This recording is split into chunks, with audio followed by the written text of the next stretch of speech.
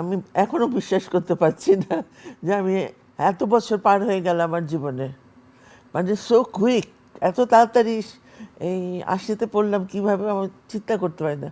আমার মনে হয় কিছুদিন আগেও তো আমি ছিলাম 70, কী করে ৮০-তে আসলাম, মানে এখনো বিশ্বাস করতে পারছি না। এই যে আমরা যদি এখানে একটু তাকাই পেছনে, যে শবনম রূপনগরের রাজকন্যা, সেই দিনগুলো একটু কি মনে করতে পারেন আপনি?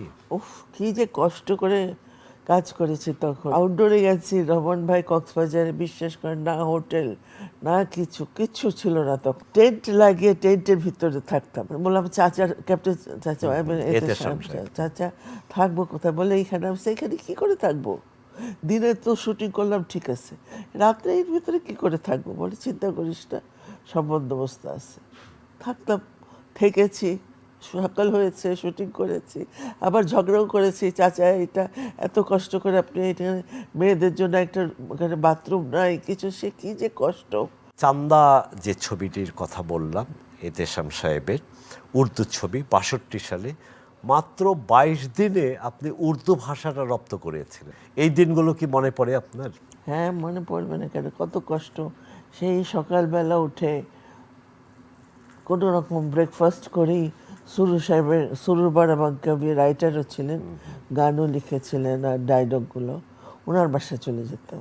ওনাদের যে বাচ্চা ছিল, বাচ্চাদের শিখিয়ে দিল যে তোমরা শবনম আন্টির সাথে বাংলাতে কথা বলবে না, উর্দুতে।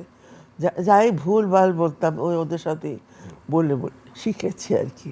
তখন চিন্তা করতাম উফ কী কষ্ট এই ভাষা, কিন্তু তারপরে এমন হয়ে গেল যে এখন মনে হয় কিছুই না।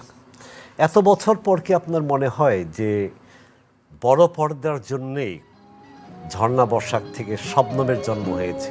নাচের পুতুল অশোক ঘোষের অনেকগুলো বিখ্যাত গান আছে, দৃশ্যগুলো খুবই সুন্দর। আরেকটি গান ছিল ও নদী ও আকাশ, ওটা আমার খুব পছন্দের গান। একটা ছোট্ট লঞ্চে করে রাজ্জাক এবং আপনি গান হ্যাঁ, গাচ্ছেন। মনে আছে ওটা। সেদিন আমার লাস্ট ডেট, আবার রাত্রিবেলা আমার চলে যেতে হবে পাকিস্তানে। তো অশোক আমার দেবর ছিল, অশোক জলদি করো এই করতে, নানা শেষ করতে দেন তারপরে যাবেন আপনি। কিছু বলতে পারতাম না। দেবর আচ্ছা ভাই ঠিক আছে শেষ করেই যাব। আর লঞ্চের উপরে ভয়ও লাগছে, বাতাস ছিল। ক্যামেরা কি টোকার মধ্যে ছিল? না, ওই লঞ্চের মধ্যে ছিল। হ্যাঁ, সাঁতার জানতাম না, সবচেয়ে ও ভয় আর ছিল। রাজ্জাক সাহেবও বলতেছিল যে কি অশোক কী করতেছেন আপনি, কোথায় নিয়ে যাচ্ছেন আমাদের? রাজ্জাক তো সাঁতার জানতো, আমি জানতাম না, তো আমার এই ভয়টা ছিল।